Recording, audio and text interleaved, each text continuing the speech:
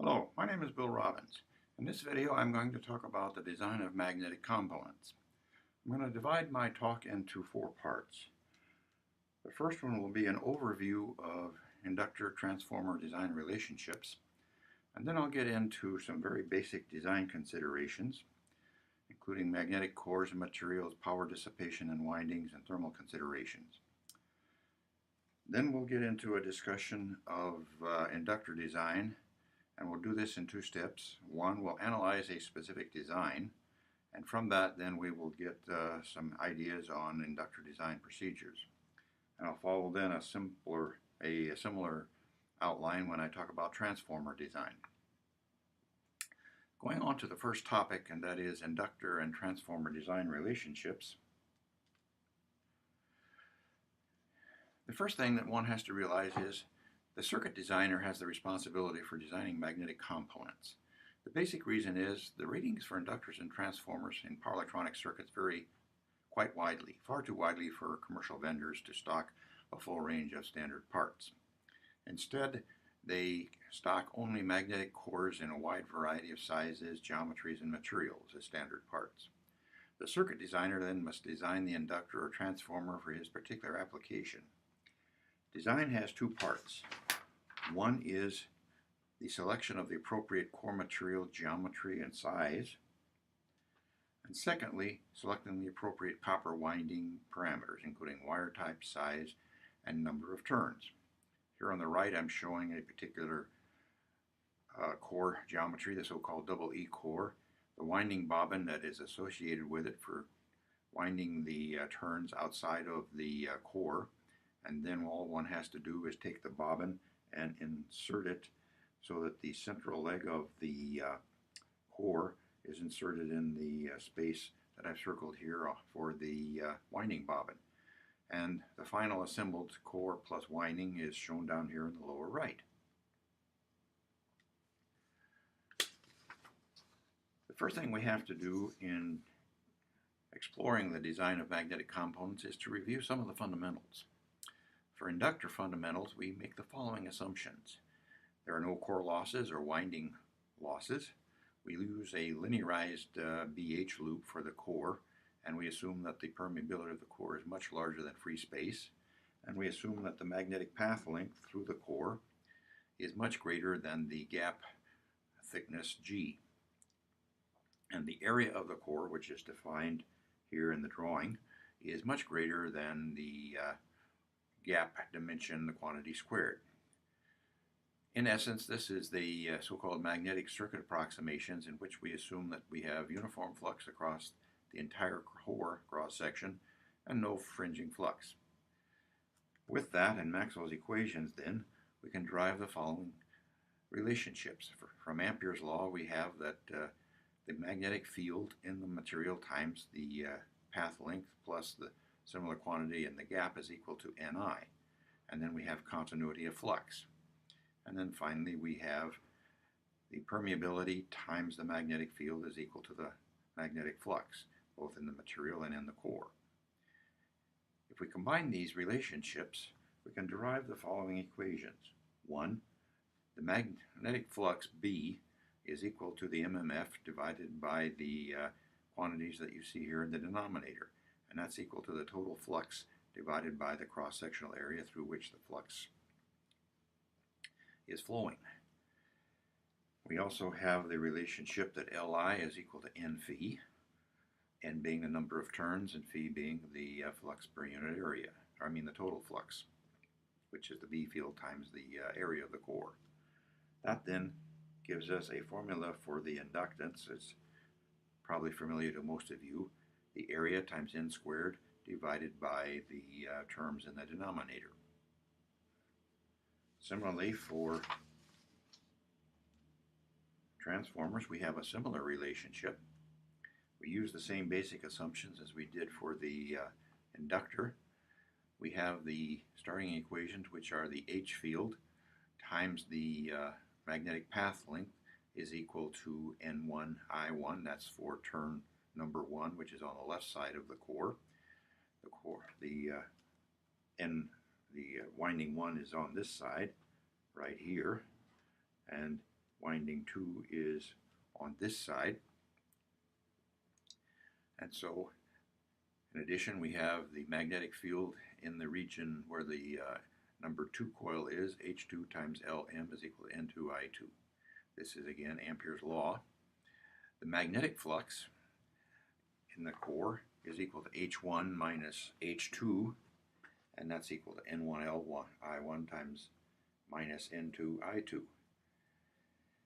The voltage, which is generated, is equal to N1 times dphi1 by dt for the first set of turns. For the second winding, number 2, V2 is equal to N2 times dphi2 by dt. This is Faraday's law. The net flux is phi1 minus phi2, and that's equal to the B field in the material, mu m times h of m times the area. Well, putting all of that together, we get the following relationship, which is the net flux is given by the equation that we have right here. If we assume that mu goes to infinity in the magnetic material, then we have the ideal core or ideal transformer approximation. That is, phi divided by the very large permeability is going to 0, and thus we have N1I1 equals N2I2, and similarly the time rate of change of the net flux is equal to 0, and so V1 over N1 is equal to V2 over N2. And so these two equations are the equations that we're familiar with. These define what we mean by an ideal transformer. Now, there are certainly some non-idealities that we're going to have to consider. The first is we don't have perfect cores, and so the current in the windings and the flux in the core are going to vary according to core size. Larger electrical ratings are going to require larger currents and larger flux densities. We have core losses, both hysteresis and eddy currents, which will increase as the square of the flux density.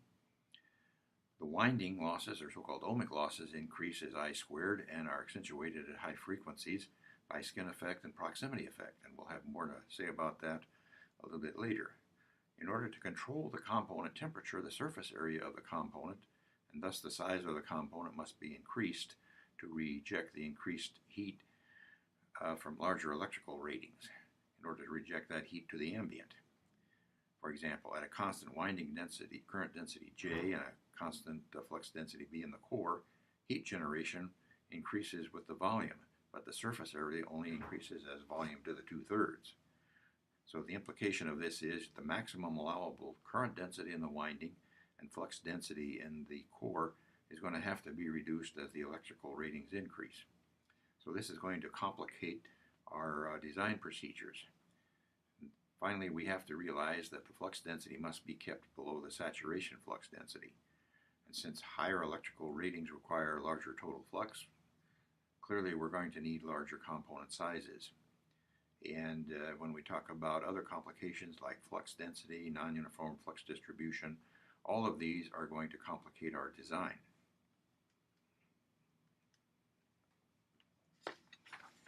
The basic magnetic component design problem is listed here. The challenge is to convert our component operating specs in the converter circuit into design parameters for our magnetic component. The goal is a simple, easy-to-use procedure that produces design specifications that will result in an acceptable design. Acceptable meaning have a minimum size, weight, and cost. The inductor electrical specifications come from your converter circuit, and that is the inductance L that you want, the current, the rated peak current, the rated RMS current, and the rated DC currents, if any, the operating frequency, and finally the allowable power dissipation in the inductor, or equivalently the maximum surface area that you need for the inductor and to maintain a specified maximum surface temperature and maximum ambient temperature. From a transformer viewpoint, your specifications that you get from your converter circuit specs are the RMS primary voltage, the RMS primary current, the turns ratio, the frequency that you are going to operate at, and the allowable power dissipation in your transformer, or equivalently the maximum surface temperature and ambient. The design procedure outputs that we hope to get are the core geometry and material that we want to use, the core size meaning the area of the core and the area of the winding, the number of turns, the conductor type, and area of the individual winding conductor, and air gap size if we need an air gap. As I've already indicated, we have three impediments to a simple design procedure. One is the dependence of the current density and the B field on core size. The second is how to choose a core from a wide range of materials and geometries. And finally, how to design low loss windings at high operating frequencies. And we're going to have to give detailed considerations to core losses, winding losses, high frequency effects, and heat transfer mechanisms in order to come up with a good design procedure. Well, let me tackle the first that I've talked about, core sizes and shapes. As I've already indicated, there are many different sizes and shapes of cores. I've just listed a few here. There's ferrite cores, which are available as U cores, E cores, I cores, as well as other shapes such as pot cores and toroids. We have laminated materials that are available in E cores, U cores, and I cores, as well as tape wound toroids. Open geometries such as the E core that I've shown up here in the upper right hand corner make it easy to fabricate the magnetic component, but there's more stray flux and there may be potentially then more severe EMI problems. On the other hand, closed core geometries such as pot cores make for more difficult fabrication but a lot less stray flux, and hence we minimize the EMI problems. There are bobbin or so-called coil formers provided for most of these cores, which make it easier to fabricate the winding separate from the core and then bring the two of them together for the final product. Core dimensions are usually optimized by the manufacturer so that for a given rating, that is stored magnetic energy for an inductor or IV rating for the transformer, the volume and size or weight of the core plus winding is minimized, or the total cost is minimized. Larger ratings, as I said, require larger cores and windings. The optimization that the core manufacturer provides requires experience in computerized optimization algorithms, and the vendors are in a much better position to do this than you as a circuit designer. Here's an example of a double E core. What I've done here is shown on the left-hand side, in the upper left, a double E core with most of its dimensions called out. The critical dimension is this dimension A, which is a scaling parameter, and all of the other parameters of the core can be defined in terms of A. For example, the core area is equal to 1.5 A squared. The winding area for the winding window is 1.4 A squared, and so on down the list. I won't read the whole thing off. Finally, the total surface area of the assembled core and winding, which we're going to need when we talk about the thermal performance, is 60 A squared. So, knowing that the relative size will scale with that dimension A, we can make use of this information for all of the core sizes that we have for the E core once we know the dimension A.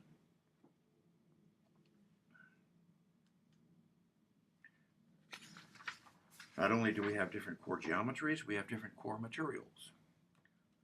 We have iron-based alloys, and that includes iron silicon, iron with a few percent silicon, iron chrome manganese, met glasses, which are mostly 80% iron and 20% boron, or that 20% may have boron and silicon and perhaps other materials in there. The important properties of the iron-based alloys are they have a finite resistivity, typically 10 to 100 times that of copper, and they have a saturation flux density of 1 to 2 Tesla. Met glasses are materials which are only available as tapes of various widths and thicknesses or as foils. Other iron-based alloys are available as laminations in various shapes. You can also use powdered iron, which can be centered into various core shapes. And powdered iron cores have significantly higher resistivities than do the solid iron alloy-based cores. For very high frequencies, we tend to use ferrite cores more than we do metallic iron-based alloys. These ferrite cores come in various compositions. They're basically iron oxides. Iron, nickel, manganese is one example. Their important properties are they have very, very high resistivities. Typically, they are insulating materials, so there's no ohmic losses or skin effect problems at high frequencies. However, their saturation moments are considerably smaller than the iron-based alloys. Typically, a ferrite is 0.3 to 0.4 Tesla. All materials that I've talked about have hysteresis loss. I'm showing here on the left a hysteresis curve. There's a major hysteresis loop, and then inside that is a minor hysteresis loop.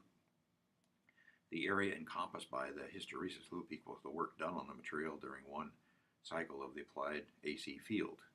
And so the area of that hysteresis loop times the frequency is the power dissipated per unit volume.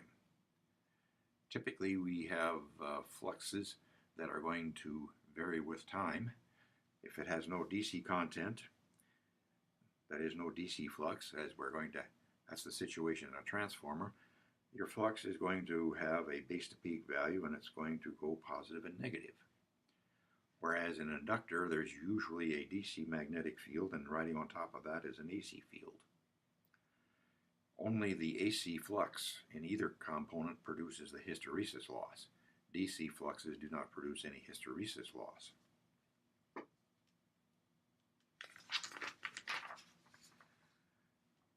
We can give a quantitative description to the core losses, and we're going to need this when we talk about a quantitative design procedure. The overall core loss is the eddy current loss plus hysteresis loss. Usually the experimental data is fitted to an empirical equation, which I have circled right here. This the specific power dissipation, that is power per unit volume, is given by a constant K, which varies from one material to another times frequency to the power A and the AC flux density to the power D. Both the constant K and A and D vary from one material to another, and I show two examples of specific formulas.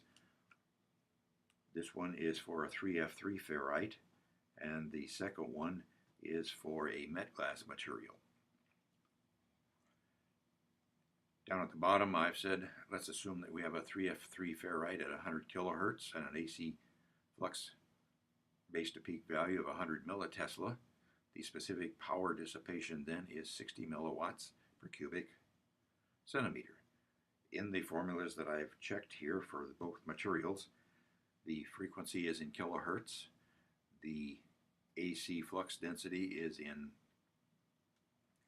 millitesla, and the resulting power that is calculated is in milliwatts per cubic centimeter.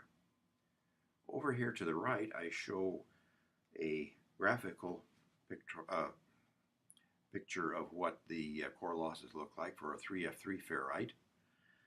Each pair of curves is for two different temperatures, 100 degrees centigrade and 25, and for different frequencies, 400 kilohertz here down to about 10 kilohertz on this side. And the vertical axis is the specific power in milliwatts per cubic centimeter. The horizontal axis is the flux density in millitesla, the AC flux density. Since there's a wide variation of parameters, we often want to have some way of choosing at a particular frequency what would be the best material to use. Well, this is a so-called core material performance factor. The volt-amp rating of a transformer is proportional to frequency times the AC flux density. Core materials have different allowable values of AC flux density at a particular frequency, and that of course is limited by the specific power density that you want to have. The most desirable material is the one that has the highest AC flux density at that particular frequency. So choosing the best material can be aided by defining this empirical performance factor, frequency times the AC flux density, and then plotting that performance factor against operating frequency for a wide variety of different materials at some specified power density. The graph that I show down here for about 7 or 8 different materials shows the performance factor on the vertical axis, the frequency on the horizontal axis, and there's a bunch of different materials. So for example, if you're going to operate at a frequency of 1 megahertz, there's clearly a particular choice of material that would give the best result, the highest performance factor, and that is the material E. And when you look that up over here, that's the 3F4 ferrite. If, however, you go down to 100 kilohertz, a different material has the highest performance factor. In that case, the material of interest would be material B, which is the 3F3 ferrite. And so depending on your frequency of operation, different materials are going to be better for that particular frequency than others.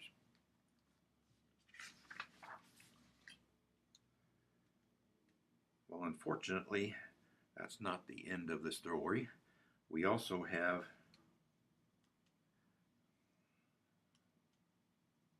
eddy current losses in magnetic cores, particularly those that are conducting. AC magnetic fields will generate eddy currents in the conducting magnetic core.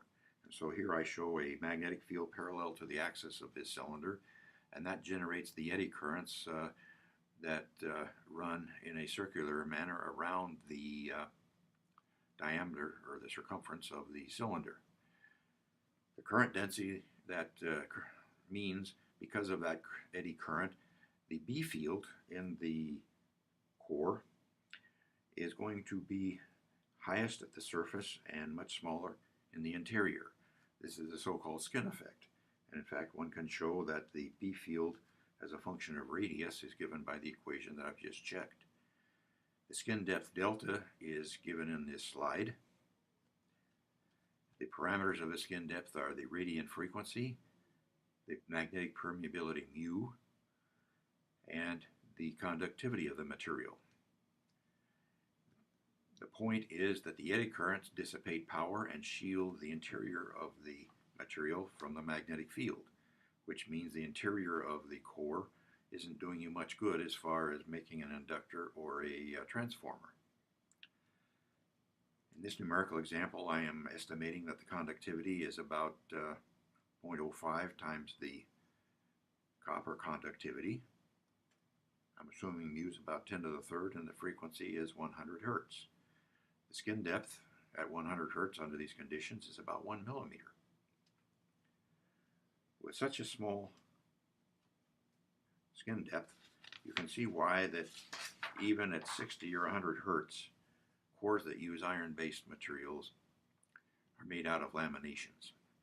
And the thickness of the lamination is made to be less than a skin depth so that you have essentially uniform magnetic fields into the interior of the lamination. Clearly, the laminations need to be electrically isolated from one another, and so that gives rise to this stacking factor K, which I've illustrated here. Because of the necessity to have an insulating layer on both sides of a lamination, that means there has to be a little bit of space in the overall design or construction of your inductor or transformer that doesn't have magnetic material.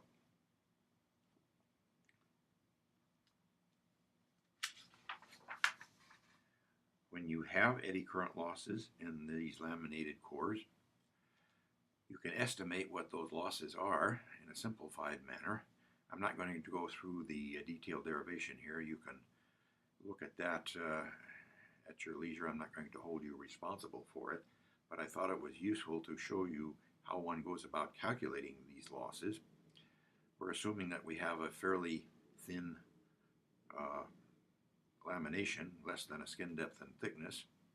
And the final result is the eddy current losses per unit volume are given by this formula that I've just circled. And the reason I wanted to call your attention to this is you see that the losses are proportional to omega squared times b squared. This is very similar to that empirical equation that we looked at earlier. And so you can see that from a fundamental physical viewpoint, the empirical formula makes quite a bit of sense, because this is a formula that we've derived here for the simple lamination that has conductivity, a finite conductivity, gives us a very similar result. Going on, other power dissipation that can occur in a magnetic component is in the winding. I show the cross-sectional view of a double E core with a winding, and the average power per unit volume of copper, the power dissipated per unit volume of copper is equal to what we call the specific power density, P with a subscript Cu, comma, Sp, meaning specific. It's equal to the copper conductivity times the square of the RMS current density. Now, the average power per unit volume of the winding, however, is different, because we cannot fill the entire winding window with copper. So we define what we call a copper fill factor, K sub Cu. The volume of copper is the copper fill factor times the volume of the winding window, where the volume of the copper is the total volume in the winding, and V sub W is the total volume of the winding. So the copper fill factor can be defined as the number of turns times the area of the individual copper conductor divided by the area of the winding window, and that's going to be less than 1. For example, if you use Litz wire, which I'll talk about later, the copper fill factor is rather poor. It's only about 0.3. If you use round conductors, the copper fill factor is about 0.6 to 0.7. If you use rectangular foils or conductors, then the copper fill factor can be 0.7 to 0.8 or even slightly larger. The copper fill factor is less than 1 because the insulation on the wires to avoid shorting out adjacent turns takes up some space, and then there are geometric restrictions. For example, tightly packed circles cannot cover 100% of a square area. In fact, it can be shown that in an ideal situation, when you're using circular geometries, you can only cover about 78% of the total square area that you could pack these round conductors into. And so that's why we make the statement that the copper fill factor for round conductors is around 0.6, because you have to make some allowance for the insulation that's also on there.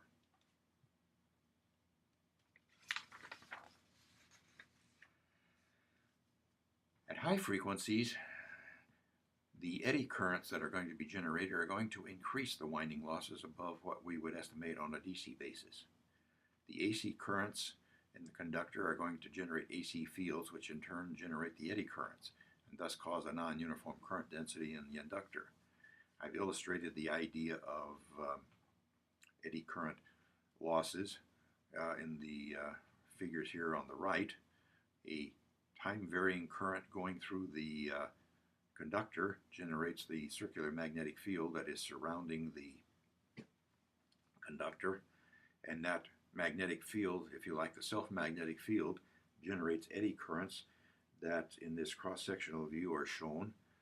On the outer surface, the currents are in the same direction as the applied current, but in the interior, the eddy currents are in the opposite direction and thus give us a non-uniform current distribution. Here on the far right, as I'm circling the figure, the current density as a function of position into the interior of the round conductor decreases. The current density is largest at the surface. And so from the viewpoint of ohmic losses, you're going to have much higher ohmic losses near the surface than you are in the interior. And so effectively the resistance of the wire at high frequencies is going to be larger than it is at DC. And again, the skin depth, or the variation of the current density with radius, is given by a very similar formula to what we saw for the B field. If we were to estimate the skin depth in a copper winding, for example, I've got a table down here where I'm assuming several different operating frequencies, and the skin depth at 50 hertz is about 10 millimeters, but when you go to 500 kilohertz, it's about 0.1 millimeters. And so as you go to high frequencies where you normally are going to want to operate a power electronic converter, your skin depths are going to be fairly small. And that means the cross-sectional area of an individual conductor is going to have to be relatively small because of the need to have less than a skin depth in the critical dimension.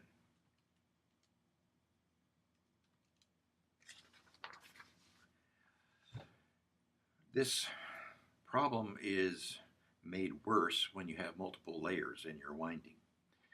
Then you run into what is called the proximity effect, and that's illustrated in this series of pictures.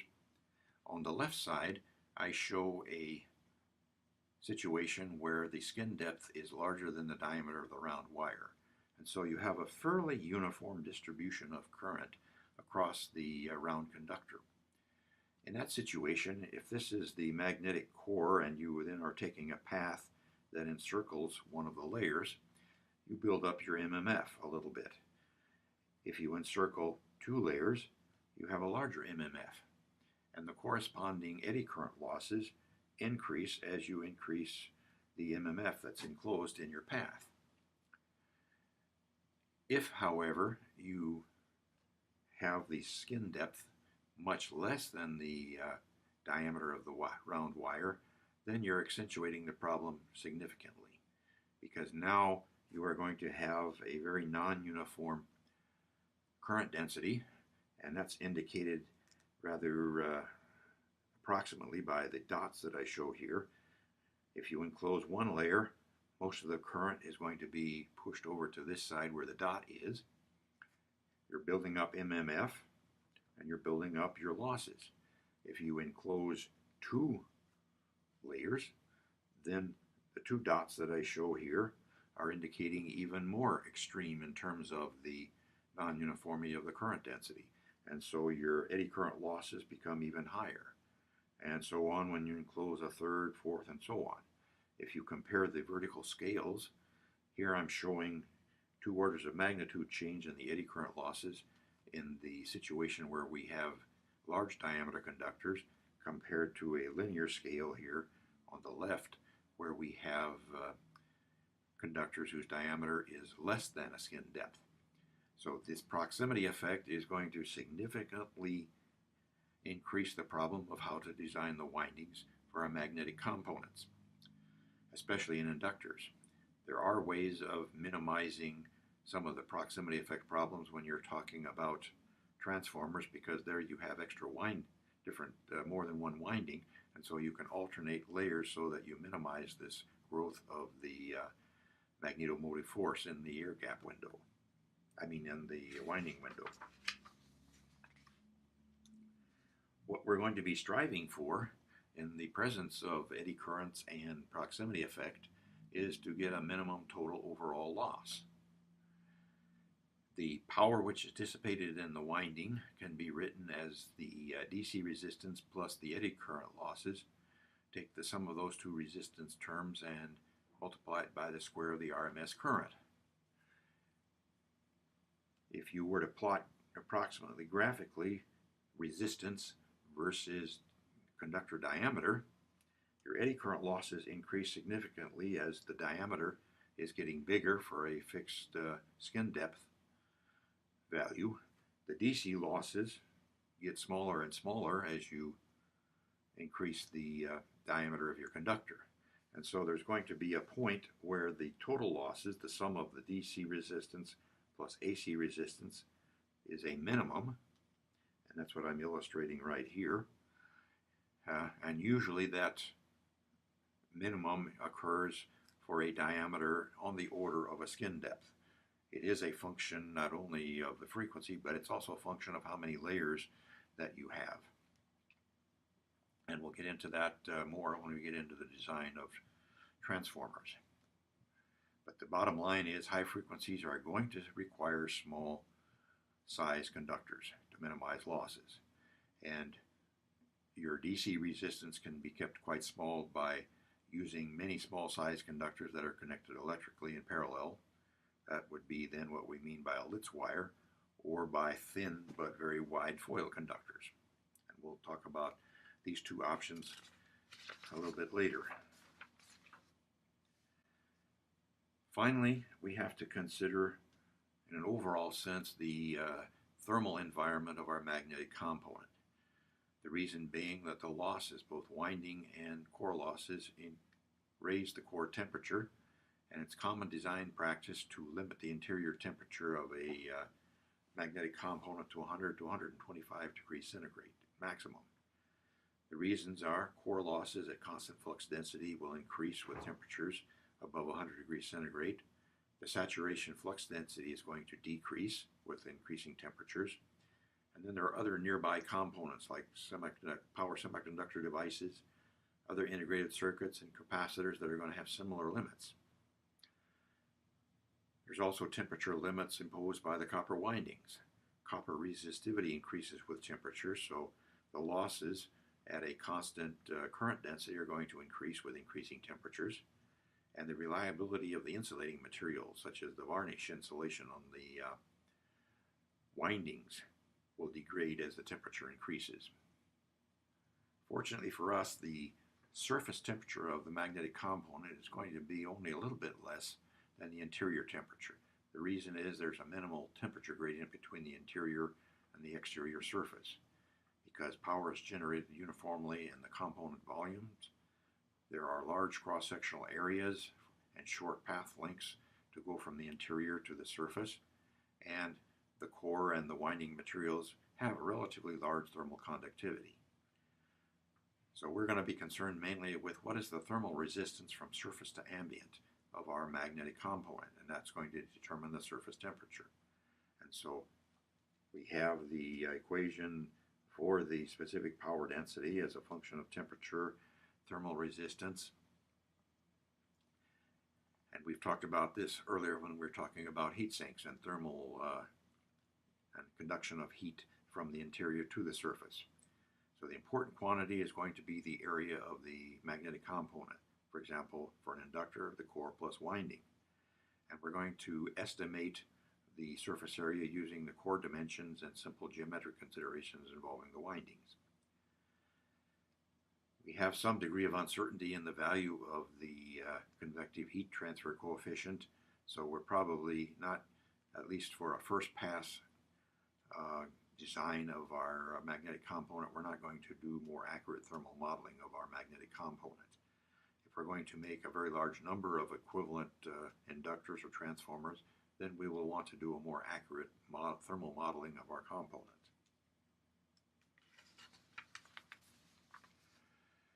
Because of these factors, we're going to have to scale the core flux density and the winding current density with size. The power per unit volume dissipated in the magnetic component can be shown to be given by a constant times the scaling dimension A of the core, and the overall power dissipation is the specific power density in the winding window times the volume of the winding, and plus the magnetic specific losses times the volume of the magnetic material. And that's equal into the temperature difference divided by the thermal resistance. We're going to consider that the overall power dissipation in both the winding and the core are going to be the same. So we're just going to call that piece of SP, and hence we can write that the specific power density for our component is given by the formula that I have here. The thermal resistance is proportional to A squared, and the total volume is proportional to A cubed. Taking these considerations into account, we could write that the current density is going to be the specific power density divided by the copper fill factor and the resistivity and the square root of that. And that can be written in terms of the size of our core as a constant over the square root of the copper fill factor times the scaling parameter A. And similarly for the magnetic flux, I can scale the allowable AC magnetic field in terms of the formula that I have right here.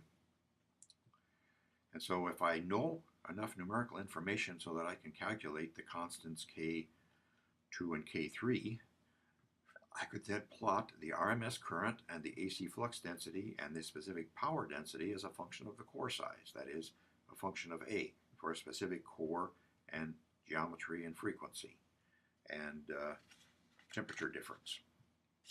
And that would be very useful in helping us decide what is the appropriate core size and winding conductor size. Well, I've done that for a specific example here on the next slide. I have a double E core made out of 3F3 ferrite. I'm assuming that the surface temperature is 100 degrees centigrade and the ambient is 40. And I am using windings made out of Litz wire where the copper fill factor is 0.3. And so I'm plotting, on the left I have, on the vertical scale, I have the current density in amps per square millimeter as a function of the core size A. On the right hand side I have another vertical axis which is the allowable power density in terms of milliwatts per cubic meter. And as you can see, as I go to larger core sizes, both the current density and the specific power density have to come down. And this is a large enough variation that we wouldn't want to make an assumption about a fixed value of current density and a fixed value of allowable power density and use that as our design procedure. We're going to try to be somewhat more exact than that as we go through our design procedure. And so we will make an initial guess as to what the current density and power density might be, go through an iteration involving the calculation of what the temperature is, and then make corrections. If you didn't follow that very quick overview of what a design procedure is going to be, don't worry about it. We're going to get more specific about that in the next series of slides when we get into a particular design example. I think I'm going to stop here for the time being because we've covered quite a bit of material, and we'll come back and finish this at a later date.